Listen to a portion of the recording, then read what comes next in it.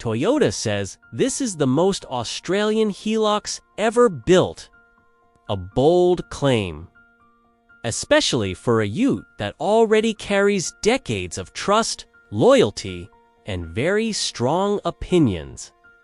This is the 9th generation Toyota Hilux. And while the internet seems split right down the middle on whether this update is enough, after spending long hours driving it on broken tarmac, dirt roads, bush tracks, and rough terrain, the story is more interesting than the comments section suggests. This is not a revolution, but it might be something more important than that. And before we go any further, if you enjoy honest, no-nonsense car reviews, support the Next Gear channel by hitting like. It helps us keep bringing you real-world testing, not just spec sheet reactions. At first glance, the styling is where most of the debate starts. Many longtime Hilux fans do not love this new look, and it is easy to see why. The body-colored honeycomb grille does not scream toughness in the traditional sense. It feels more modern, almost electrified in appearance, which is not something purists expect from a workhorse ute. But step back for a moment, remove the nostalgia goggles, and the front end actually works. It is sharp, clean, and well resolved. Where things feel more familiar is along the sides, where the door, shapes, handles, mirrors, and overall proportions clearly carry over from the previous generation. This Hilux is not bigger. In fact, it is slightly shorter with nearly identical width. The rear design remains divisive, but Toyota designers openly admit that if people are talking, they have done their job. And honestly, this is a ute that may grow on you the more you see it in the real world. One of the biggest talking points is the engine, and this criticism is far more justified. Under the bonnet sits the familiar 2.8-liter 1GD turbo diesel 4-cylinder. It produces 150 kilowatts and 500 newton meters in automatic form, or 420 newton meters in the manual. Those numbers are unchanged. Still get a 6-speed automatic or a 6-speed manual. There is no full hybrid system here yet. Only Toyota's 48-volt V-Active mild assistance on most four-wheel drive dual-cab variants. It helps smooth out mid-range response, but it does not add headline power or torque. Toyota is clearly holding something back. A battery electric Hilux is coming soon, and a plug-in hybrid looks likely after that. The current diesel is Euro 5 compliant, which means by 2028 it will need help, whether through further emissions, hardware, or deeper electrification. For now, this is a known engine with known strengths and known weaknesses. What has changed significantly is refinement. Toyota has focused heavily on noise, vibration, and harshness.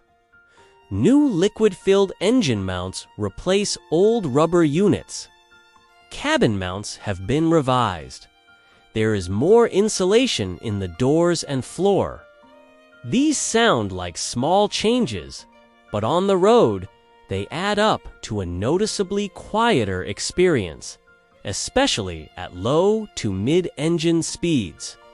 Suspension changes are more substantial than the spec sheet suggests. Up front, the double wishbone layout remains, but the coil springs are stiffer and made from higher strength steel. Dampers have been retuned.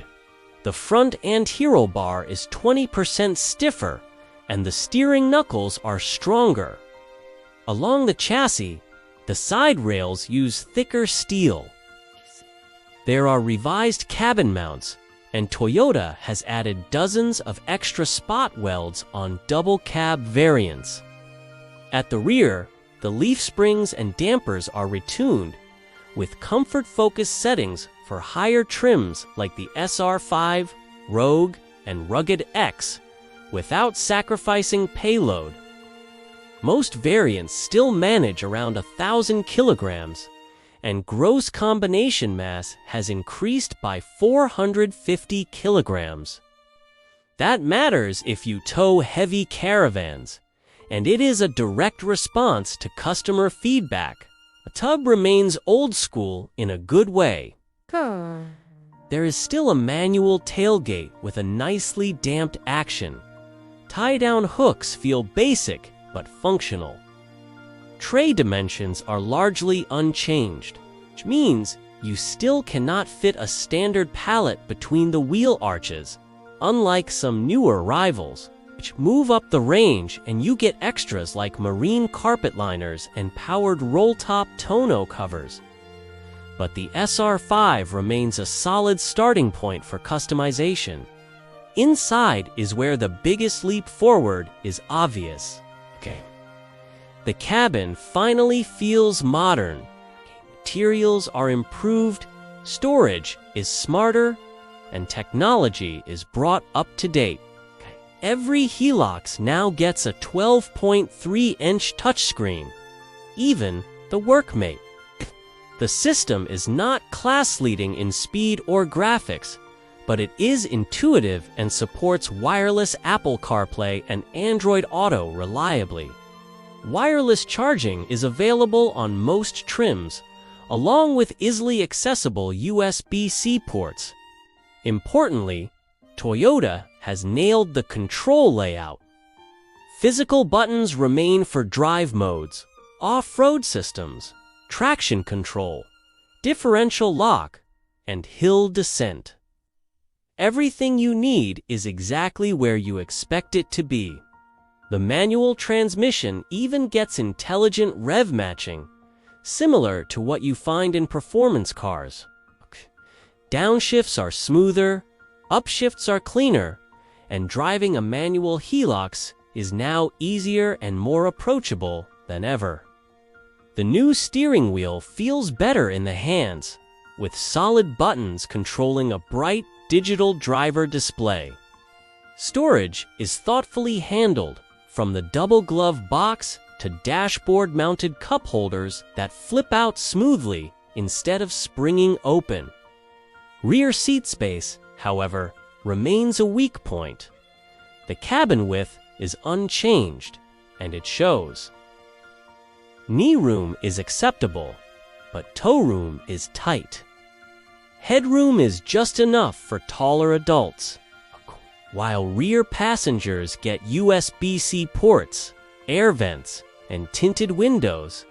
This is not a place anyone would choose for long trips. The front seat benefit most from the new design, with better bolstering and lumbar support, making long drives far more comfortable for the driver. On the road, the single biggest transformation comes from the new electric power steering. It is lighter in town, easier off-road, and more confident at speed. This is something hydraulic systems simply cannot match in a vehicle like this. Drive modes now genuinely change the character of the Ute, especially in automatic variants. The manual's long throw is still there, but it feels deliberate and satisfying. The engine remains familiar. At low revs, it is quieter than before. Push harder, and you still hear that unmistakable diesel growl. It does not sound as refined as some V6 rivals, but it delivers strong mid-range punch and proven durability. It does not love revving, but it does the job reliably, and that matters deeply in this segment. Off-road, the Hilux remains a benchmark. The latest traction control system works so smoothly that engaging the rear differential lock often feels unnecessary. Power delivery is predictable, throttle response is easy to manage, and the vehicle feels confident even in the hands of inexperienced drivers. This is a sit-and-forget four-wheel drive, and that simplicity is a strength, especially for fleets. The main downside is that the Hilux still uses a part-time four-wheel drive system. You cannot use four-wheel drive on wet-sealed roads, which limits safety and confidence when towing or driving in poor conditions. Combine that with the tall, narrow stance, and this is not the most confidence-inspiring ute on fast country roads. Rivals like the Ranger or Tasman feel more planted. If most of your driving is on tarmac, there are better options. Safety systems are well integrated and largely unobtrusive. Toyota expects a 5-star rating across most of the range, and importantly, the systems are not irritating. Settings are remembered, warnings can be adjusted, and there is no intrusive driver monitoring camera staring at you all day. So where does that leave the 2026 Toyota Hilux? It is unquestionably better than before. It is quieter, smoother, more refined, and more comfortable, especially in higher trims. Off-road ability remains outstanding, but it does not leap to the front of the class. Think of it as a solid step forward rather than a dramatic reinvention. If you already own a recent Hilux, upgrading may not feel urgent. But if your current one is close to a decade old, this feels like a very smart evolution with meaningful improvements where they matter most. Now it is your turn. Do you think Toyota did enough, or should they have gone further? Drop your thoughts in the comments, and make sure you subscribe to the Next Gear channel for upcoming comparison tests where we see how the new Hilux stacks up against its toughest rivals.